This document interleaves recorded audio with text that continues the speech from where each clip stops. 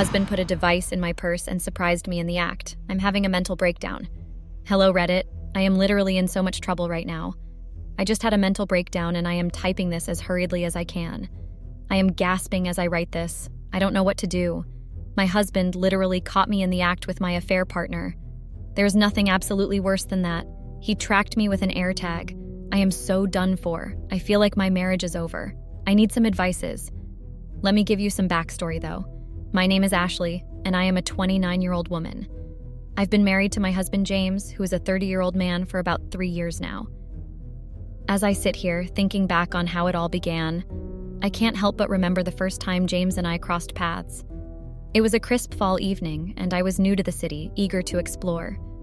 We met in a cozy cafe downtown where the smell of fresh coffee filled the air. I spotted James sitting alone, absorbed in a book. There was something about him that caught my eye, a warmth in his smile, a twinkle in his eyes. I decided to take a chance and asked if I could join him at his table. Luckily, he said yes.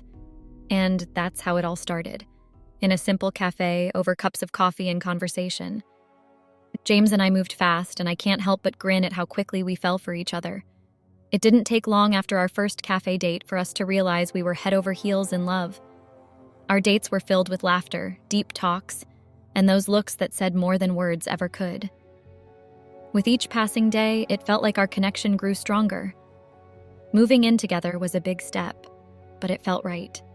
Waking up beside James every morning was like living in a fairy tale. A couple of years later, we stood before our friends and family, exchanging vows and promising to love each other forever. Looking back, I'm grateful for the beautiful love story James and I have written together. It hasn't always been easy, but our love has stayed strong through it all. I just don't think our love is strong enough to survive this grave mistake I've made. After 3 years of marriage, things were going pretty well. Our sex life was active whenever James was home, adding excitement to our relationship. Our lifestyle was lavish, all thanks to James's job. To everyone else, our marriage looked perfect. The only downside was that James was always busy. He worked long hours as a managing director in a big company, which meant he was hardly ever around. Meanwhile, I worked as a sales associate in a small store, mostly to keep myself occupied since we didn't really need the money. I enjoyed my job, not because we needed the money, but because it allowed me to connect with people. James was always busy with one thing or another, working hard to secure our future. Although we both wanted kids, we decided to wait a few more years before trying, hoping to be in a better place before expanding our family. I started feeling really lonely. It got so overwhelming that I missed my husband a lot. But I couldn't blame him because he was working so hard for us.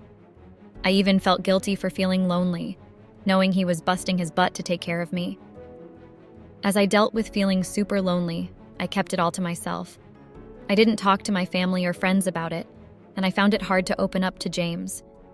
It was like drowning in sadness, with no way out. Then along came David. He was younger, 22, just starting out in life. The second I saw him, something clicked inside me. He had this magnetic vibe that drew me in. I tried to ignore it, but there was just something about him that got to me. He was so easy to talk to, and his laugh was contagious. It felt like he could see right through me, like he knew I was feeling lonely. Before I knew it, I was crushing on him big time. Every time I saw David, I wanted more. I found myself looking for excuses to be around him, soaking up all the attention he gave me. It was like he became my escape from the loneliness that was eating me up inside. But deep down, I knew it was wrong. I felt guilty for even thinking about him like that. I knew I was risking everything I had with James. But when I was with David, it was like nothing else mattered. Stuck between staying loyal to my husband and giving in to the temptation of being with David, I felt torn. I knew I had to sort out the issues in my marriage, but with David in the picture, it felt impossible to resist.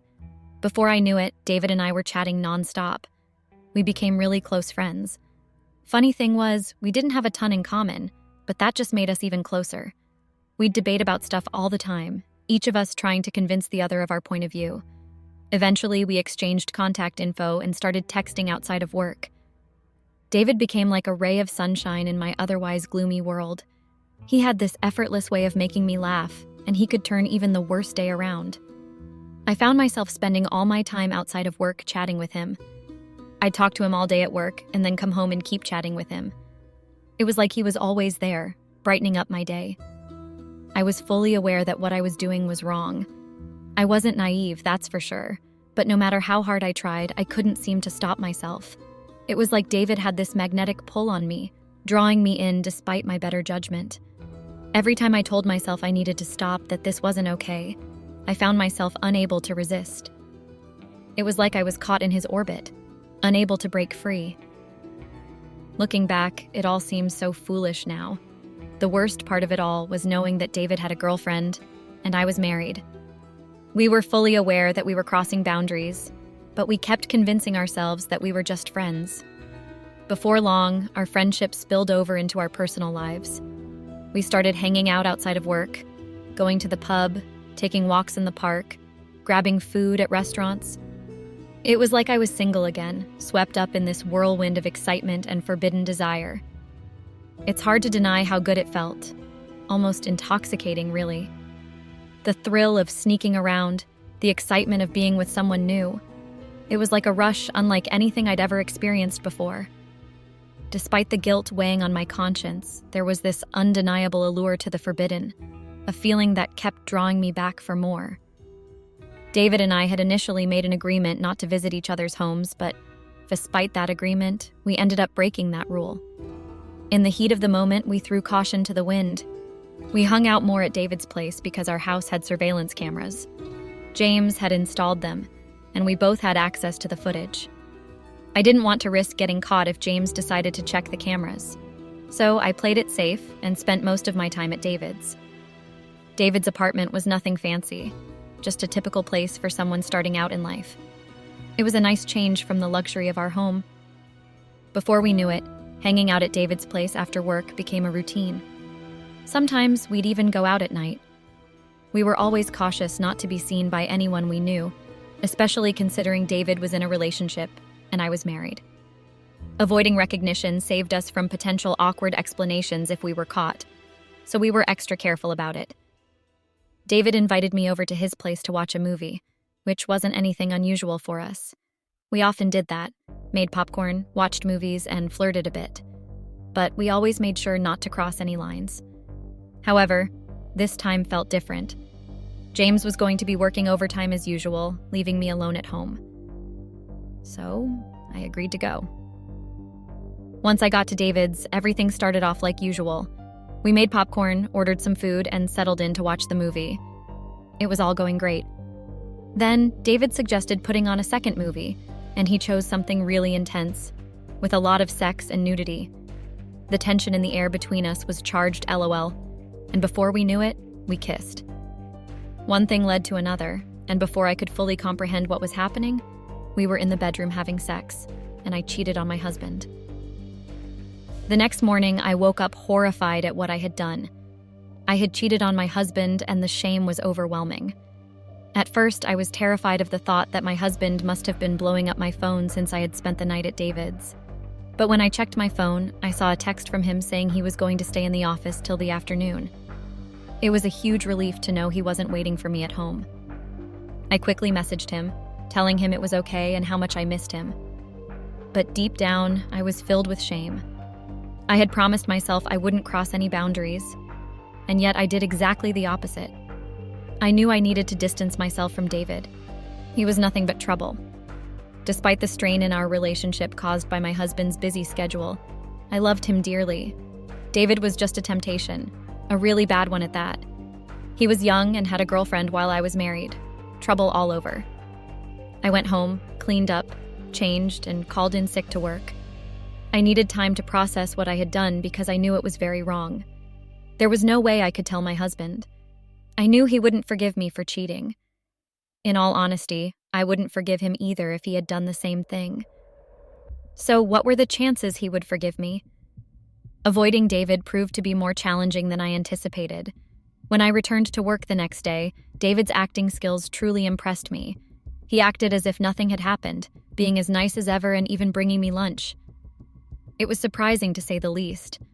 I expected things to be awkward, but David was playing it cool, going above and beyond to be extra nice to me. As soon as our shift ended, I made a quick exit to avoid any chance of him inviting me over again. But it seemed like David had read my mind because I received a text from him reassuring me not to worry. He said he'd give me a few days to cool down and that what happened was entirely his fault, not mine. He even went as far as to suggest that my husband's neglect was to blame, reassuring me that I had needs as a woman. To be honest, I craved validation more than anything else. I needed someone or something to absolve me of the guilt weighing on my conscience. And when David placed the blame squarely on himself, it felt like a weight had been lifted off my shoulders.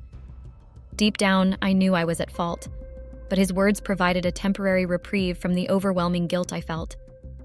Feeling relieved, I latched onto David's words, convincing myself that it wasn't my fault. I manipulated the situation in my mind, telling myself that I had needs as a woman and that my husband's neglect was to blame. Plus, I reassured myself that there was no chance of James ever finding out about David. It felt like I was in the clear, safe from the consequences of my actions. I convinced myself that what James didn't know wouldn't hurt him. Despite the guilt lingering in the back of my mind, I made the decision to maintain my friendship with David. After all, he was the only one who seemed to truly understand me. I sent David a text thanking him, and soon enough, our friendship fell back into its familiar rhythm. Days passed, and we resumed our conversations as if nothing had happened, and it was a relief to have things back to normal, at least on the surface. David soon made an unexpected offer. He suggested that we become friends with benefits. He assured me that we could keep it secret, and neither his girlfriend nor my husband would ever find out. David's charisma was undeniable. He had a way of persuading me without much effort. Despite my initial reluctance, I found myself considering his offer. I was lonely. James would never find out about Reese after all the odds were in my favor. I asked for some time to think it over, but deep down, I knew I was already leaning towards agreeing. David's charm and persuasion were hard to resist, and I couldn't shake the temptation of his offer. David also mentioned that I had really enjoyed our previous encounter and missed it. He suggested we keep things going in that department, and I found myself agreeing. But he had one more request. He asked if I could help him out with some cash every now and then, considering James had money. I agreed, as long as it wasn't too much. I didn't want to have to explain to James what I had done with the money. And that's how it all began with David and me. It's kind of crazy to think about how long it lasted. Sure, I felt guilty about it, but as I've said 100 times already, I was lonely. I needed that connection. David and I would hang out at his place and be intimate. Of course, there were times when we couldn't meet up, like when his girlfriend was around or when James was home. But we had a pretty perfect schedule worked out. After work, I'd clock off with David, and we'd head over to his place. On the days when his girlfriend was around, I'd stay home and we'd chat. And sometimes, when James was home and I was missing David, I'd make up an excuse to go out just so I could see him.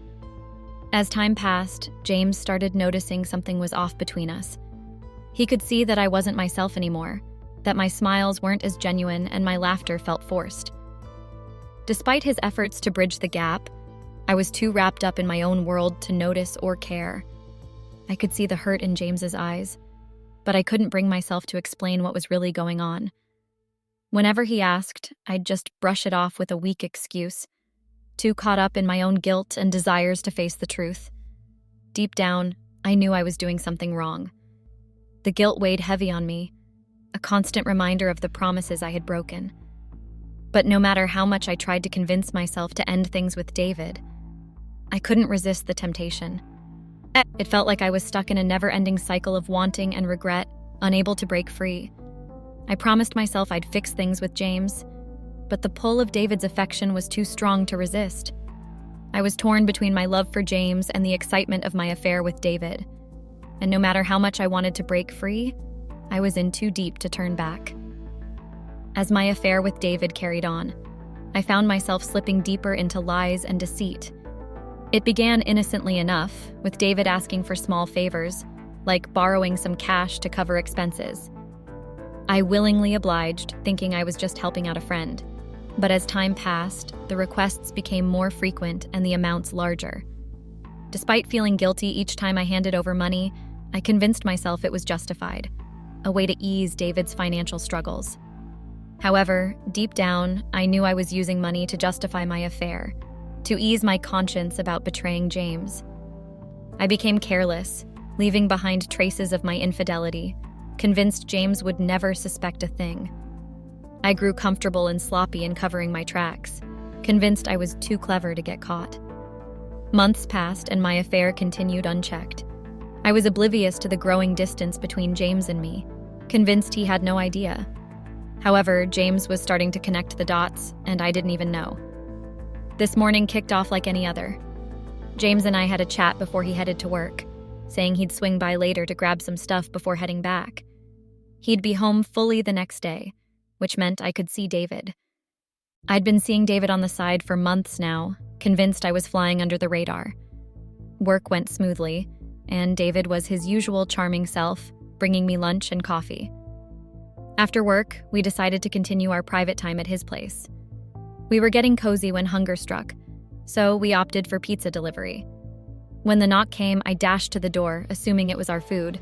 But to my shock, it was James standing there, not the pizza guy. I hadn't even thought to check the peephole, and there I was, face to face with my husband, knowing I was royally fucked. My mouth fell open, and I stood there speechless.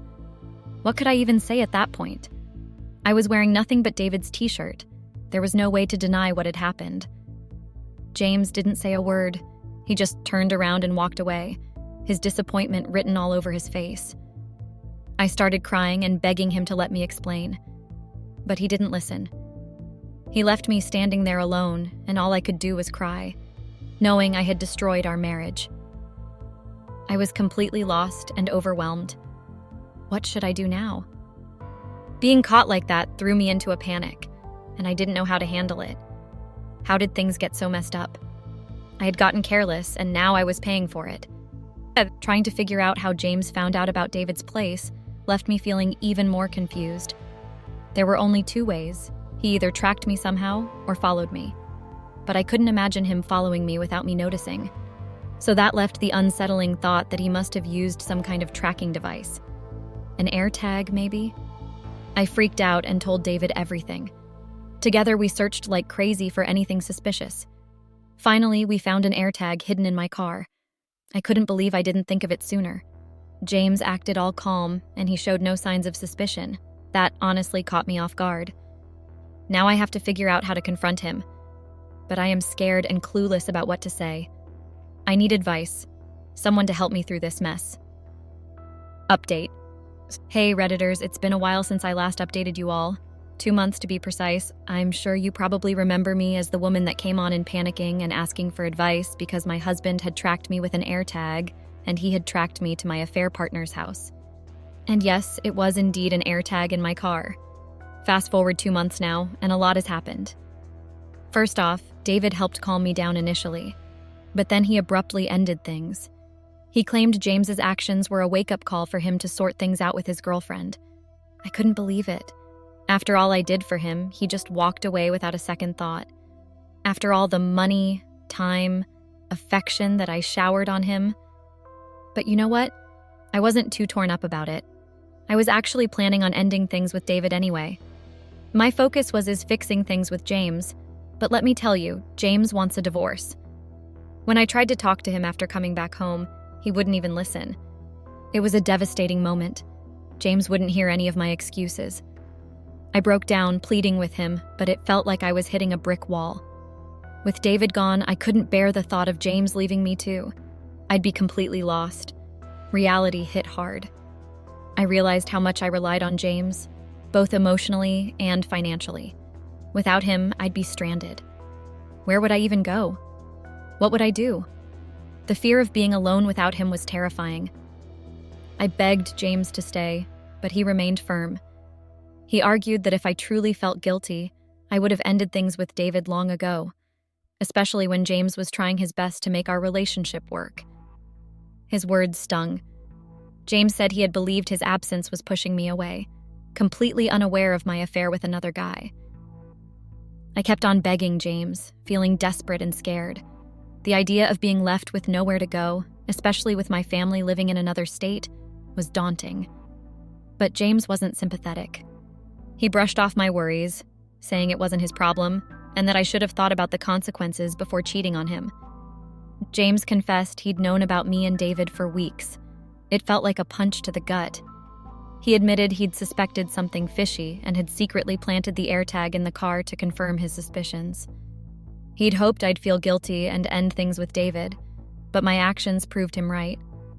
To make matters worse, James said he had screenshots of my messages with David.